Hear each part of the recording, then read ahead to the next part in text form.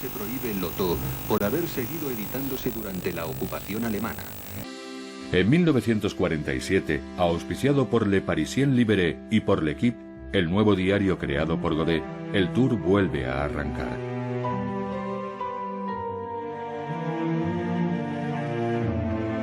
Los organizadores consiguen reunir los medios indispensables para que los corredores puedan rodar en una Francia en plena penuria, donde aún se comulga con Juanolas.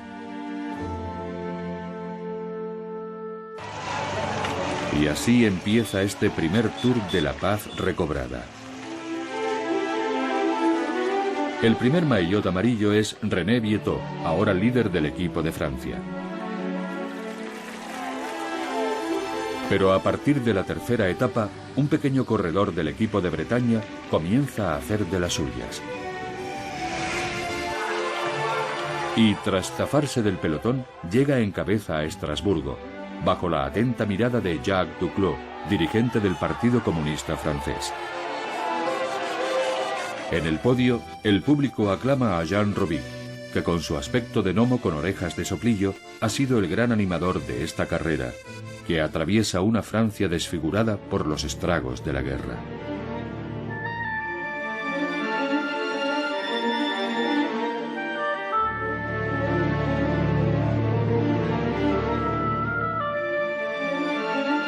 Les coureurs du 34e Tour de France continuent à avaler les kilomètres.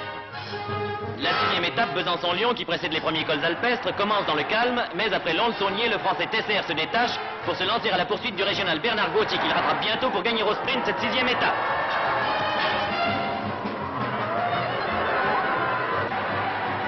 La 7e étape, Lyon-Grenoble, est celle des premiers sommets. Dès les contreforts du col de l'Épine, Lazaridès déclenche la bagarre. Mais c'est le Breton Robic qui passe le premier au col de Porte.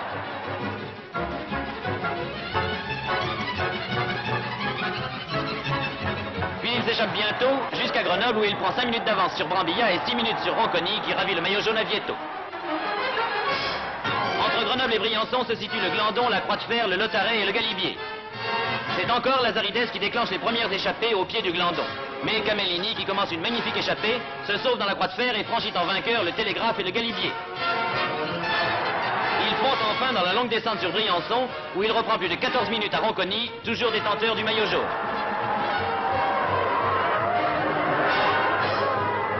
Après un jour de repos bien mérité, les coureurs entreprennent la 9e étape Briançon-Digne, qui comprend notamment le col de l'Izoard, le col de Vars et le col d'Alos. Tout de suite, Robic, Brambilla et Lazaridès se détachent, puis passent en tête au sommet des cols. Mais dans la descente, Viettot et Lazaridès réussissent à s'échapper et regagnent de précieuses minutes. Le maître et l'élève attaquent alors en tête le col d'Alos, augmentant leur avance, et arrivent détachés à Digne, où Viettot reprend possession du maillot jaune.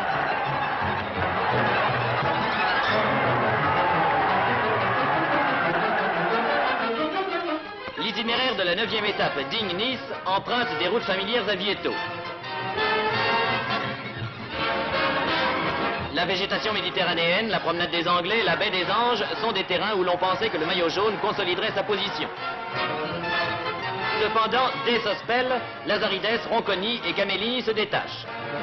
Mais dans les lacets du col de Brosse, Camellini lâche ses rivaux les plus directs et, très encouragé par ses compatriotes, s'échappe invinciblement. Il gagne enfin l'étape, bondissant à la seconde place du classement général à 2 minutes 10 de René Viettot.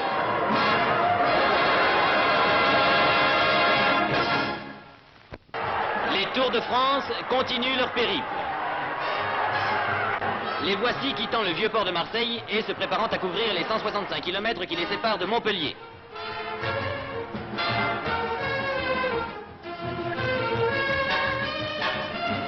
Après Nîmes, dont les arènes évoquent avec à propos les fresques de la Rome antique, les coureurs, gênés par le vent, s'égaillent en éventail. Enfin, à Montpellier, première arrivée au sprint, dont Massal enlève brillamment la première place devant Diedrich et Muller. Entre Montpellier et Carcassonne, les coureurs, toujours gênés par le vent, s'abritent les uns derrière les autres. Profitant de la torpeur du peloton, les Belges tentent une échappée à laquelle se joindra bientôt le Français Tesser. C'est donc 4 coureurs qui disputeront le sprint et c'est le Français Tesser qui enlève la première place devant Callahan, Timpani et Schott. Sans égard pour la pittoresque cité, les coureurs quittent Carcassonne avec l'air maussade. A pesar de una interrupción de 7 años, el Tour sobrevivió a la Segunda Guerra Mundial. En los Pirineos, Albert Bouglon, antiguo prisionero de guerra, protagonizó una increíble escapada. Inició el ataque al principio de la etapa de Carcassonne y recorrió los 235 kilómetros hasta Luchon. El récord sigue vigente hoy en día. Al llegar a los Pirineos, Vietot aún conserva 23 minutos de ventaja sobre Robbie. Pero en el primer puerto, el proyectil humano da esquinazo a un equipo de Francia al que nunca le ha chiflado este patito feo.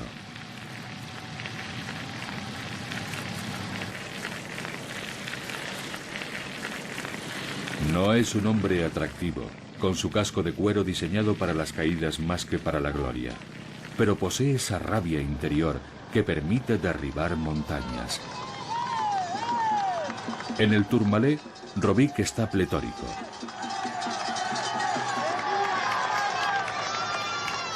Al llegar a Pau, ha recuperado ya 3/4 partes de su retraso.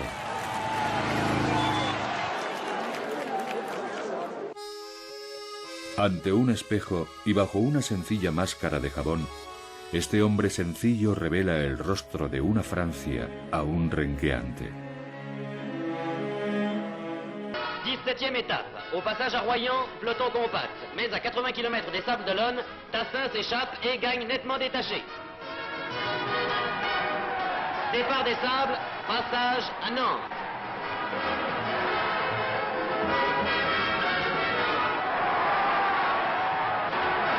Une dizaine de coureurs se sont échappés et à Vannes, le Suisse Tarquini triomphe au sprint. Vannes, Saint-Brieuc contre la montre. Départ de l'Italien Ronconi, 3e du classement général. Les départs sont donnés de 4 en 4 minutes.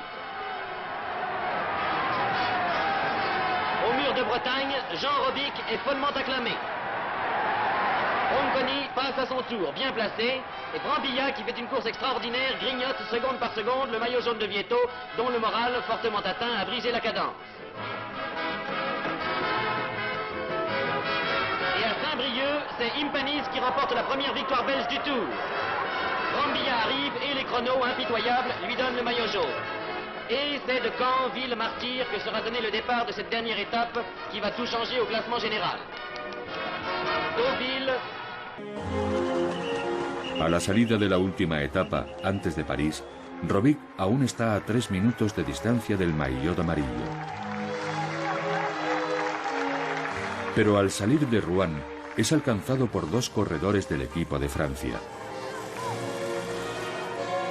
a los que ofrece sin vacilar 100.000 francos antiguos si le ayudan en su última escapada. Una multitud abarrota las vallas de seguridad. Encabeza a Tesser, que imprime al pelotón una velocidad vertiginosa. Detrás de él, Müller. En tercera posición, Falsterner. En cuarta posición, Robic, con su maillot blanco con adornos rojos y su casco ajustado. Ahora entran en la Avenida de la Reina y el público grita Robic, Robic, Robic. Aquí llega, la muchedumbre lo aclama, los altavoces lo proclaman. El bretón bajito gana el Tour, tal vez sin demasiado estilo, gracias a su empeño y voluntad indomables. Su esposa Raymond, recién casada, no olvida la fruta prohibida. Francia no podía haber dado con un embajador más adecuado. Vietot tiene que conformarse con un 5º puesto y Gaston Monerville entrega el maillot amarillo a Robic.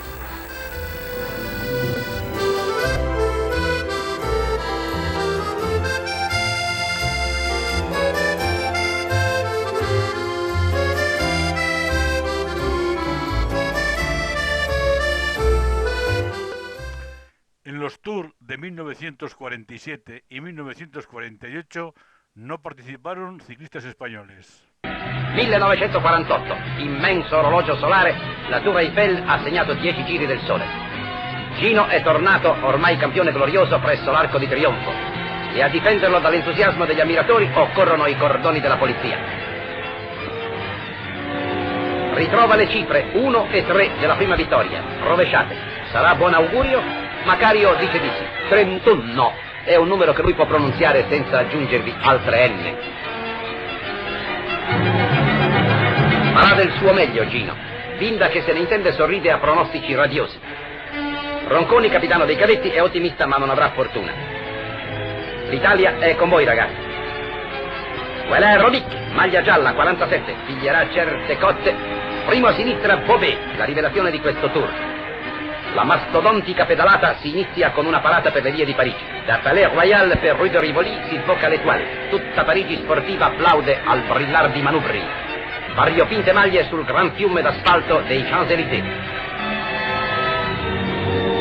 Il 72 è Geminiani, italiano di Francia, un romagnolo che farà parlare di sé. Elegante suburbio di Saint-Cloud. Via! Come su uno sciamare di maggiolini brilla un sole con tenerezze ancora primaverili. 21 tappe, 4.922 chilometri, 120 partecipanti. Ma a Parigi il 25 luglio non ne torneranno che una quarantina. 5 tappe di infilata, le prime, per le grandi appena mosse piane di Francia. 1.177 chilometri in tutto.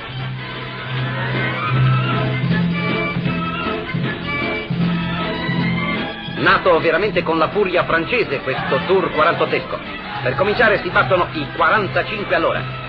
Romanzo delle fughe, prima a 5, poi a 3. Ed eccoli, la PB, Caput, avanguardia invisibile e sfrecciante Ronconi. Il vantaggio cresce, passa i 5 minuti, ma avrà vita corta. Ci pensa Bartali, che con gagliardo arrempaggio alla testa degli inseguitori fa naufragare la fuga. E a Trouville il nostro proverbiale re della montagna cinge la nuova corona di re della pista. Primo Bartali, secondo Scott, ricordatelo. Mademoiselle, che sta meditando. E va bene, rocca baciata, non perde ventura. Gino intanto si prova la maglia gialla, per fin troppo presto ereditata da Robic. Come il lieto gorgoglia il bere entro il giallo petto. Seconda tappa, Trouville-Dinant, 259 km.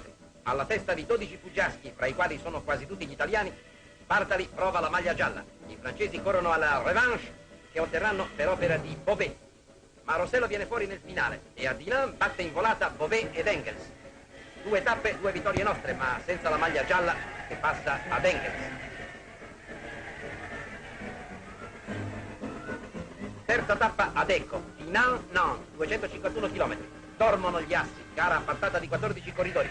La PB vince in volata davanti al belga Impanis e la maglia gialla si modella sul torace di Bobet. Quarta tappa, Nantes-La Rochelle. Più lesti dei 3 moschettieri, 5 campioni raggiungono La Rochelle a 41 di media. Pras batte l'italiano di Francia Chardis e la maglia gialla si trasloca sull'Ambrecht. Quinta tappa, La Rochelle-Bordeaux, 262 km. Fuggono in 20, si dividono per 10 e rimangono in 2, Ockers e Neri. La costa piomba su entrambi, li esclude dal volatone finale a 17. Primo, Remy. La maglia gialla resta sulle spalle di Lambrecht. Sesta tappa, Bordeaux-Biarritz. Dei 5 fuggiaschi verso la Viareggio francese, Titard è staccato per foratura. Questi sono Joly e Müller e questo è Bobet, con a fianco Marie. Bobet vince a Grand Seigneur e riprende la maglia gialla. Settima tappa, Biarritz-Lourdes, 220 km. Oggi si scala l'Obisti. Per intanto arrancano le staffette Baratin, Bevilacqua e Gauthier. Bevilacqua, passista e insigne, è uno scalatore d'occasione. Gauthier è il primo ad agguantare la cima. Poi verrà il turno dei mattatori di roccia, Lazarides, Bartali, Robic e Bobet. Bravo anche come grimpeur. Bartali solo contro un trio francese, ma la Madonna di Lourdes lo vuole primo alle soglie del suo santuario. Lourdes, un sitio histórico de peregrinación para los católicos, es para los ciclistas una parada habitual cuando entran o salen de los Pirineos. Para Gino Bartali, uno de los campeones de su siglo, Lourdes es ambas cosas. El 7 de julio de 1948, el toscano hizo todo lo posible en el Col d'Usbic para ganar en la ciudad de los Pirineos, que acogía el Tour por primera vez. Podría ser un símbolo para un corredor tan religioso que era conocido como Gino el Piadoso. El día después de su victoria, antes del comienzo de la siguiente etapa en Toulouse, Gino Bartali no era un peregrino más en la Catedral de Notre-Dame de Lourdes. Encore 3 échappés qui sont cette fois Lambrecht, Polneri et Geminiani. Mais bientôt, Robic dépassera tout le monde et se lancera seul vers le sommet du Tourmalet qu'il franchira détaché. Bartali, qui s'est lancé à la poursuite du champion français, sera le premier à le rejoindre sur le plat. Il essaiera en vain de le lâcher et l'étape se terminera par un sprint que Bartali remportera encore.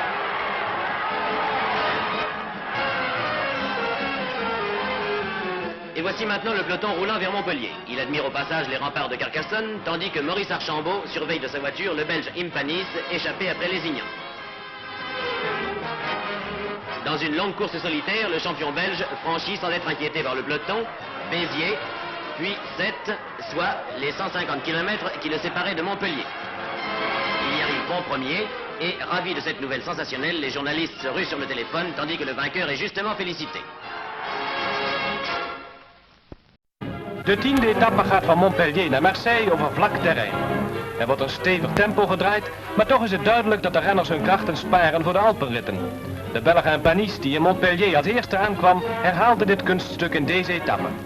De volgende rit gaat naar Sanremo op Italiaans grondgebied.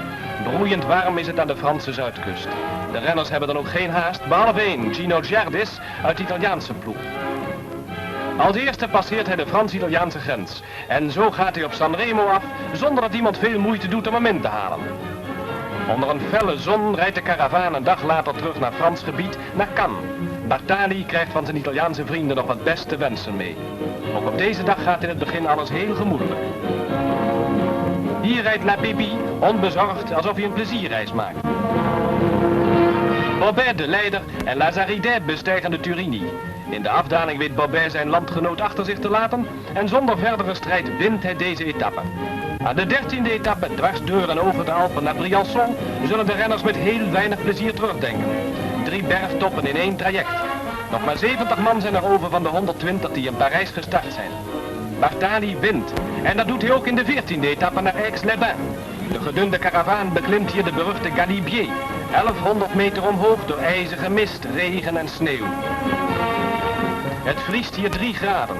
In deze rit verliest Bobet zijn leiderstruier nummer 31, de Italiaan Bartali, die op de glibberige wegen een voorsprong weet te krijgen, die bij aankomst in Aix-les-Bains tot ruim 7 minuten is uitgegroeid. Bartali leidt nu in het algemeen klassement.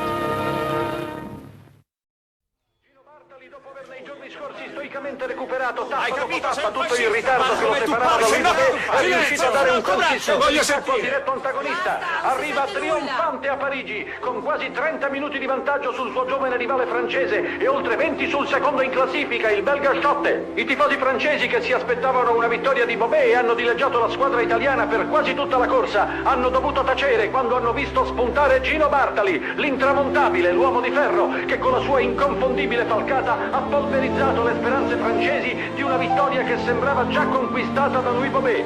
Ecco le parole pronunciate dal campione francese dopo aver perso la maglia gialla. Ed ecco che sta per entrare in pista qui a Parigi, al Parco dei Principi, da dove vi parlo gremito di italiani per il tradizionale Giro di Trionfo, Gino Bartali, che a 34 anni, dopo aver recuperato un distacco che appariva incolmabile, ha inflitto ai suoi avversari una sconfitta senza appello, lasciandoli indietro di decine di minuti. Bartali si conferma così uno dei più grandi campioni d'Europa e del mondo, un fenomeno atletico e umano di cui il nostro paese dovrebbe andare fiero. Questo è il tour mitico del 48. Pensate, i tricolori Italia, questo Robic in crisi, staccato da Bartali sul Vars e sull'Isoar. Quel giorno, questo è Louison Bobet in maglia gialla che va alla deriva e Gino Bartali all'attacco. Proprio qui vince a Briançon e il giorno dopo, sulle strade fatte oggi dal Tour, Gino Bartali nel 48 indossa finalmente la maglia gialla e va a vincere il Tour de France. Guardatelo, queste sono le strade che il Tour ha affrontato oggi e che Bartali affrontò nel 1948 in una giornata di pioggia e neve, una giornata tremenda. Si arrivava ad Aix-les-Bains e Gino Bartali vinse per il secondo anno consecutivo. Qui va all'attacco in montagna e va a vincere ad Aix-les-Bains. Il giorno dopo ancora vincerà la terza tappa consecutiva a Losanna. Nel Giro d'Italia del 48 Gino Bartali vinse 7 tappe e i tricolori d'Italia ne vinsero 11 su 21.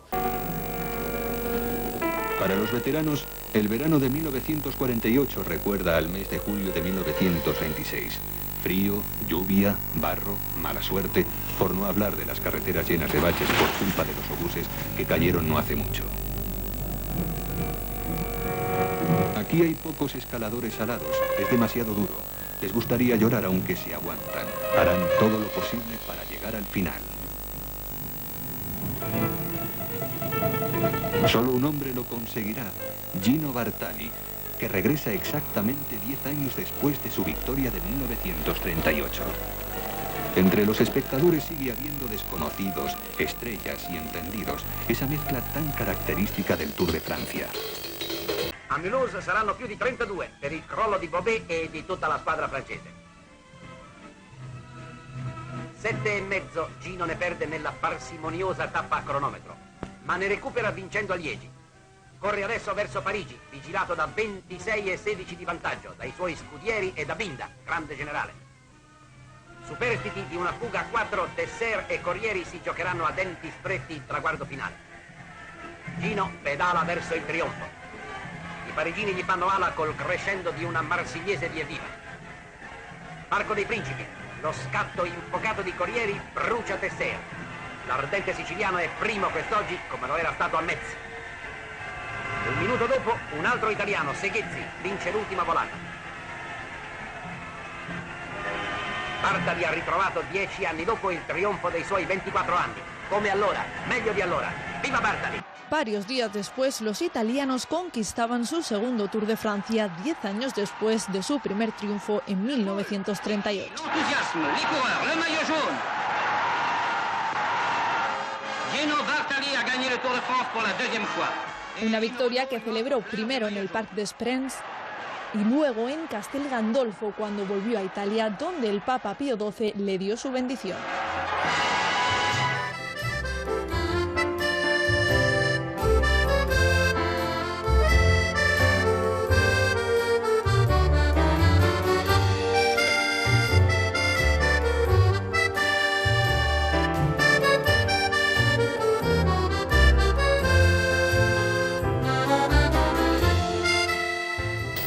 El Tour de 1949 es el tercero de la posguerra. La salida se toma en pleno centro de París, en el Palacio Real. Nuevos rostros y caras conocidas.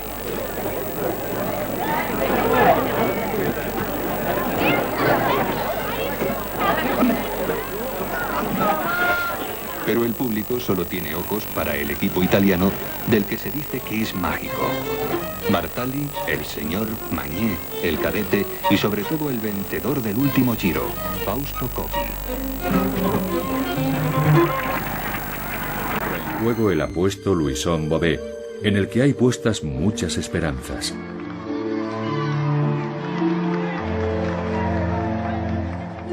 El ganador de 1948, el italiano Gino Bartali, reaparece flanqueado por un compañero más joven que luce gafas de sol, Fausto Coppi. La estrategia a la francesa, los continuos ataques procedentes de cualquier parte, en las primeras etapas dejan a Coppi atónito. En Italia no se corre así, el principio es más meso.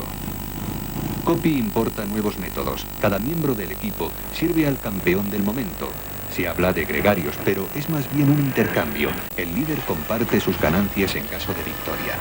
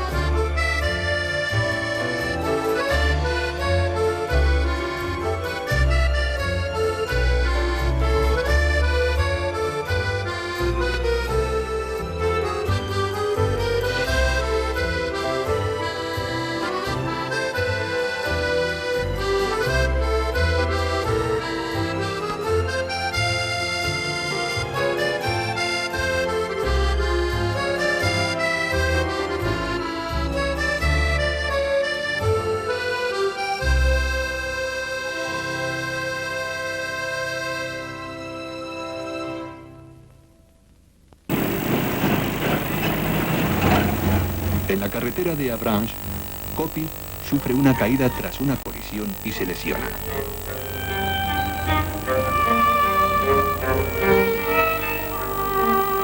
Se reincorpora a la carrera. Desesperado, avanza con mucha dificultad. Entonces se produce todo un acontecimiento, digno de los caballeros de antaño o del sueño de Desgrange. Bartali, el viejo león, el número 1, espera a su joven compañero de equipo para llevarle hasta el final de la etapa.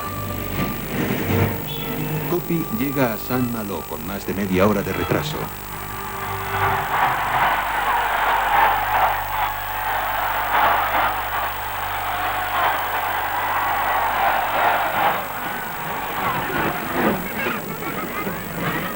En el descanso en Sable-d'Olonne, con los juegos en la playa y la brisa marina, Coppi se recupera y hasta recibe a la prensa a la cabecera de su cama.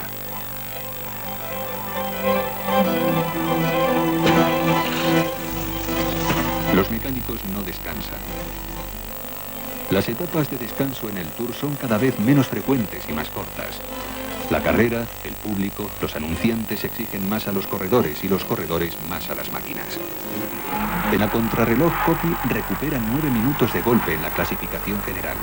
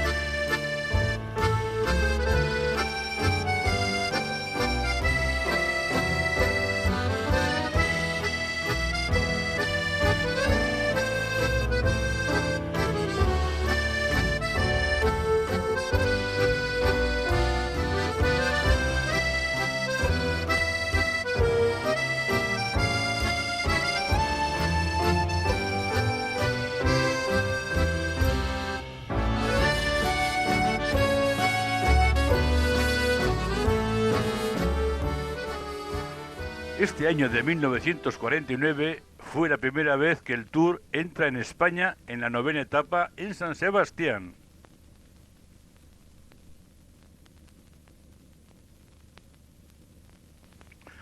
También este año, a mitad de un puerto, un espectador lanza una botella de cristal en la cara a Bartali. Este cae al suelo conmocionado. Tras unos minutos se levanta, coge su bicicleta y reanuda la carrera.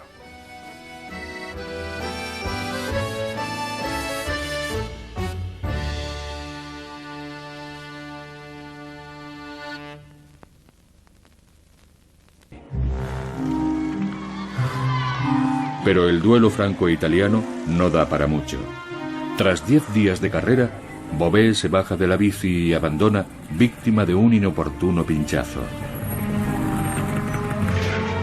El novio de Francia no podrá brindarle esta vez la victoria. En los Pirineos, el equipo francés está derrotado. Se produce un abandono tras otro. Tiran la toalla, como hace aquí Louison Bové desanimado.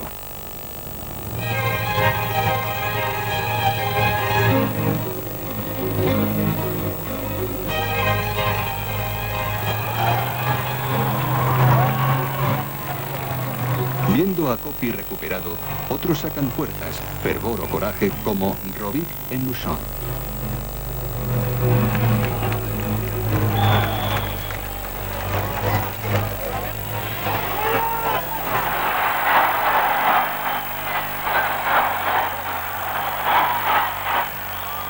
El 14 de julio.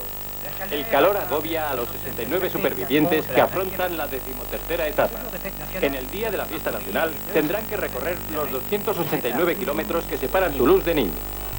Pequeño incidente, un automotor detiene a la caravana del Tour.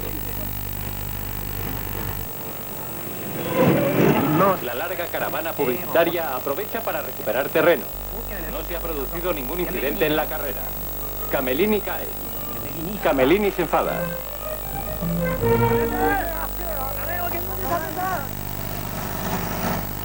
Los Alpes. El suizo Kubler se escapa en el puerto de Vars. En la parte de atrás se producen los consabidos empujones. Dilema del espectador que no quiere tomar partido, pero que termina haciéndolo.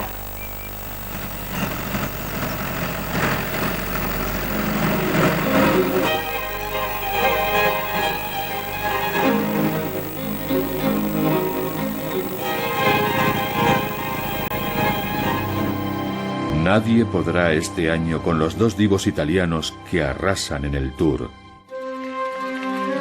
alternando solos y magníficos duetos.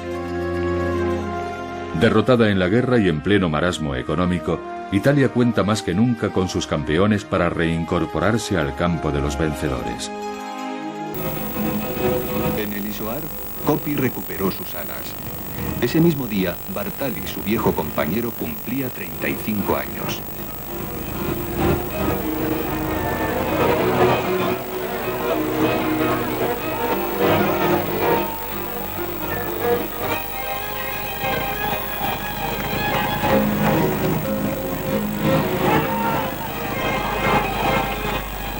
Después de sacar más de 15 minutos a sus adversarios, Fausto, el gran señor, le pone en bandeja su último maillot amarillo.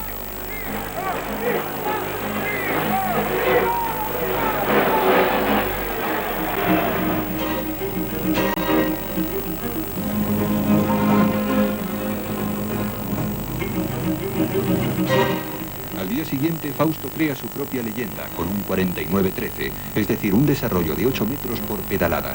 Se escapa hacia los vítores del Valle de Aosta, en su país, Italia.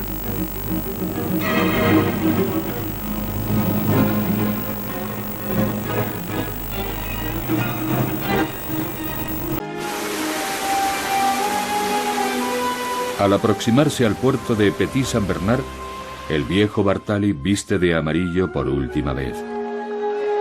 Es el momento de Fausto Coppi, que toma el relevo en los turnos más largos, encaramándose sobre sus pedales.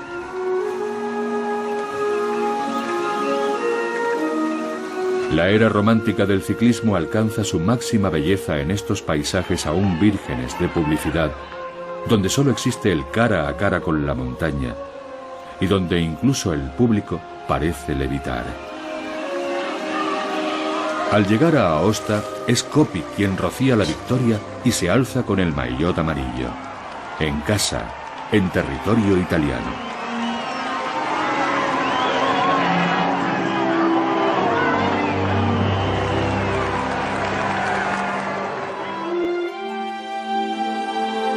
Ese año, el campeonísimo alcanza la cima de su arte.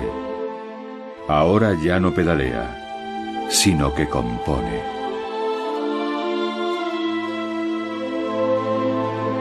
Hasta los franceses se enamoran del hermoso y trágico rostro de Fausto, símbolo de una Italia que renace.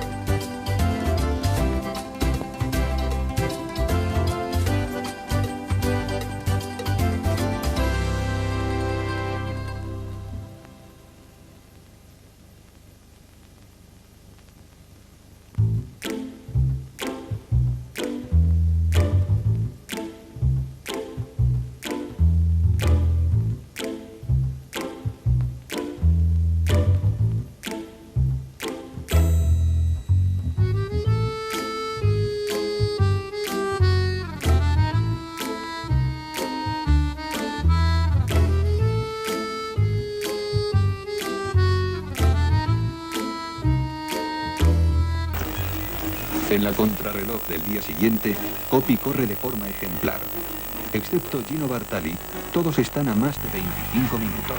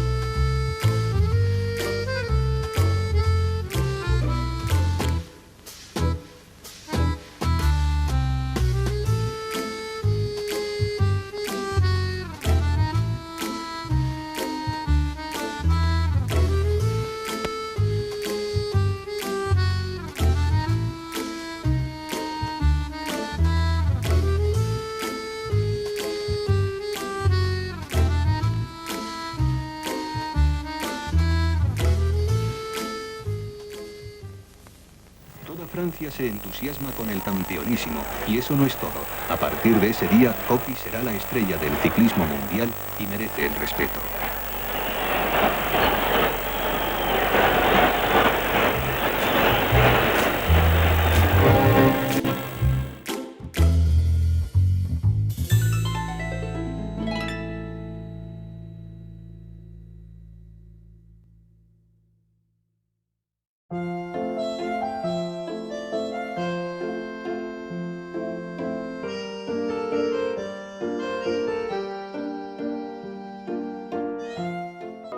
Años 50, camino a la prosperidad. Empieza una nueva década. La televisión aún no está instalada en todos los hogares, pero en los bares pueden verla jóvenes y mayores.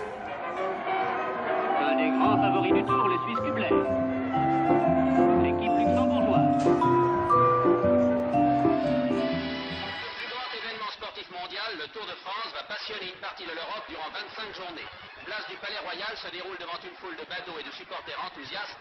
Les opérations précédant le départ. Bartali, vainqueur l'an dernier. Un paniste, l'évrier belge. Apo Lazarides, espoir de nombreux Français. Le ruban symbolique est coupé et c'est la promenade triomphale dans Paris. Las estrellas del cine se dejan ver en el tour como Orson Welles en El Hospice Rojo de Jacques Audiard.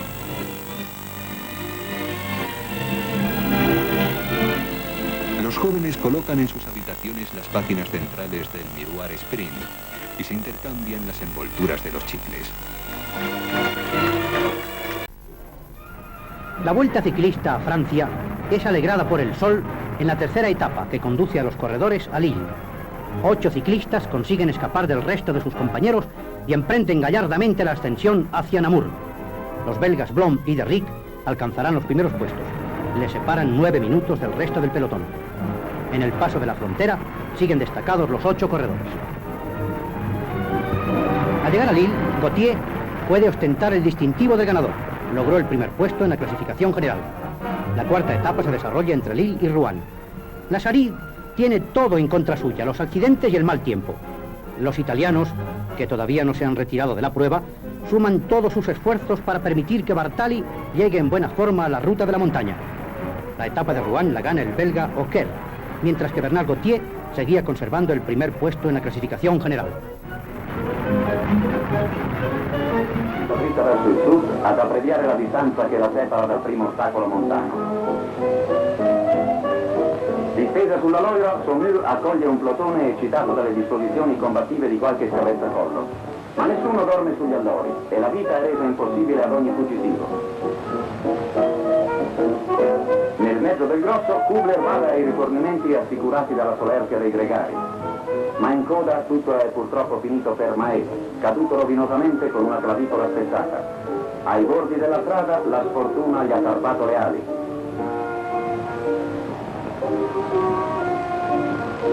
Il Tour non può voltarsi indietro. C'è sempre una meta da raggiungere, così a Tours sfilano tutti i protagonisti in una corsa senza tregua. Il plotone è compatto e per ora non è lecito romperne l'armonia. Gino Bartali, numero 1 della corsa, ne tiene saldamente le redini. Ma Al rifornimento di Partenay, Stein ha agguanto il primo colpo di scena. È fuggito Meunier e invano l'emiliano di Francia gli si butta sulle tracce.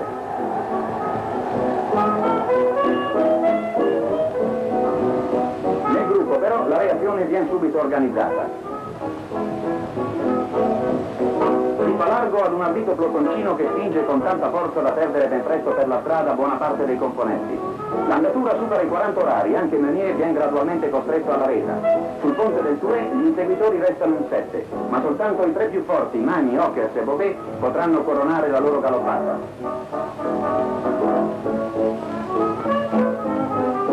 Dalla 1004 della radio italiana si fa il punto della situazione. In testa Bobet, Magny, Ockers e Meunier filano di conserva e passano da Saint-Extant in vantaggio di 2 minuti. Magny si sente in forma e prepara le sue armi.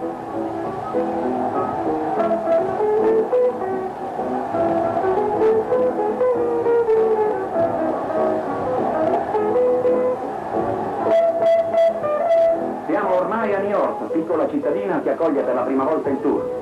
E sul lungo viale di Niort divampa la volata. Il formidabile spunto di Magny impiega tutti gli avversari e la quarta vittoria italiana passa alla storia del 37° Tour. Ancora una volta la potenza di Magny ha trionfato e Binda è vicino al suo pupillo.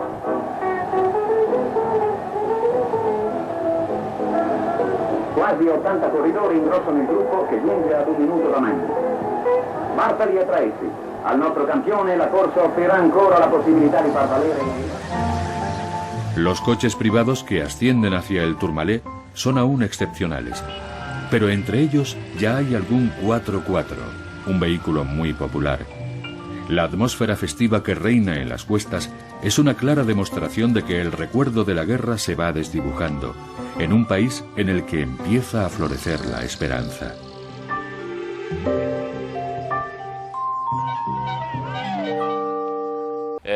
Scusate, Bartali l'anno prima aveva vinto Fausto Coppi nel 49 e qui si arriva poi, stanno dominando gli italiani. Fiorenzo Magni conduce lo sprint a Gino Bartali. Questo che vince. È già Saint-Gaudens, no? Sì, questo è Saint-Gaudens dove Bartali vince la tappa e Magni indossa la maglia gialla dopo i fatti della Spain, dove Bartali vedete che si lamenta, che urla la sua rabbia perché lo avevano aggredito, no?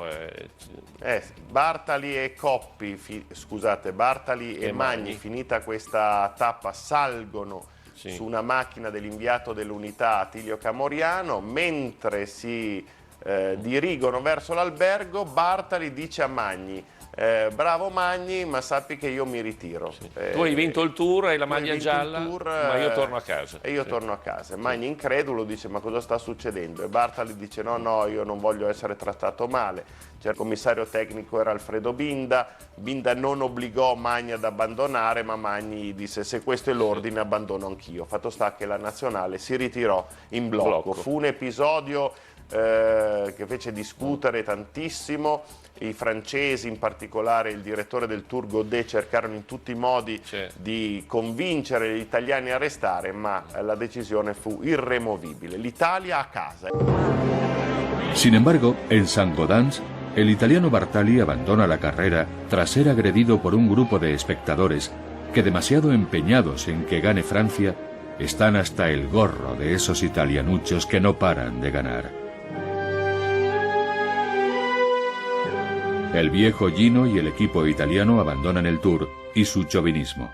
El gran Rizzo pierde así parte de su inocencia, agitado por cuestiones que a menudo lo superan.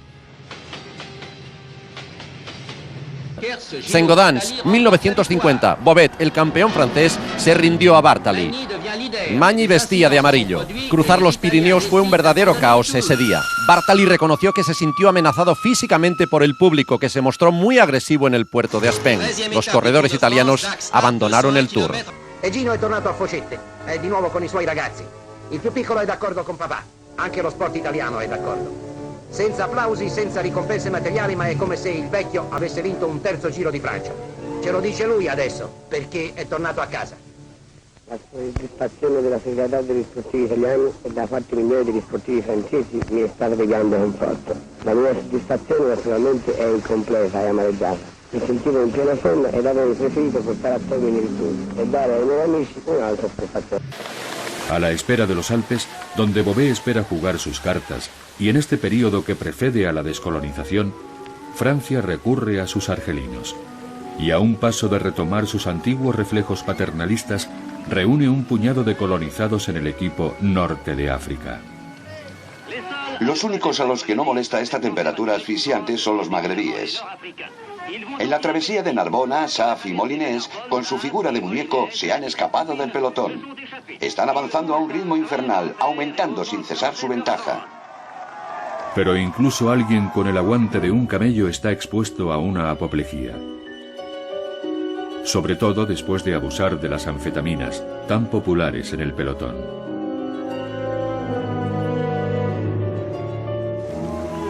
Mientras, su afortunado compañero vuela hacia el siguiente oasis, entre los aplausos de un público al que aún no le inquieta la victoria de un beduino.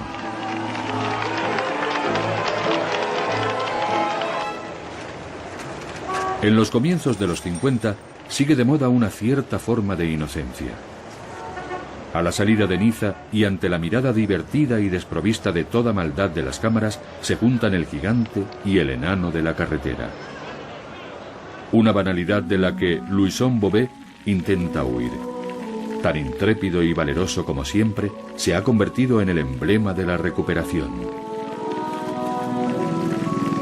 Ahora trata de distanciarse del nuevo maillot amarillo el suizo Ferdinand Kubler, que ha tomado el relevo de los italianos.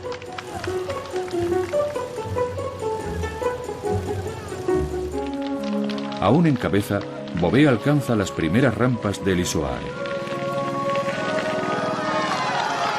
En la cima del puerto el público grita «¡Vamos, Bobé!», mientras llama de todo al suizo que corre como un bólido en el llano. Pero ese día, en la meta, el ganador es el yerno ideal.